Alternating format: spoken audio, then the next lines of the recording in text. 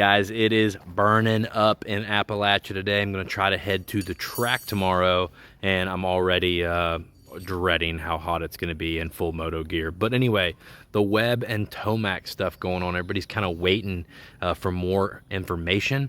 I think Steve Mathis actually tweeted that he thinks the Tomac deal is not even true, not even happening, which is crazy because Johnny Hopper actually said on one of his videos today that he heard the Tomac salary number, and that salary number is $1.5 million, which is about half of what Jet's making at Honda. So it's a little low for Tomac's caliber, but being as it's probably his farewell tour, he's happy with the new Yamaha, he's happy with the team, etc., etc. It makes sense that he would take a pay cut to stay there.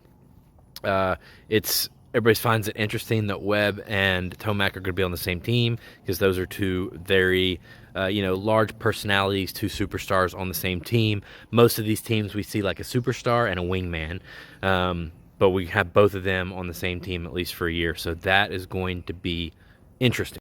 I'll keep my eyes peeled though, because I'm just wanting to know the full details of the Tomac contract. I want to see a press release, and I want to know some more details of, oh my gosh, I want to know some full details of this Webb Yamaha contract, if he is for sure released and not pursued by KTM, and if we will see him in SMX or not on a Yamaha.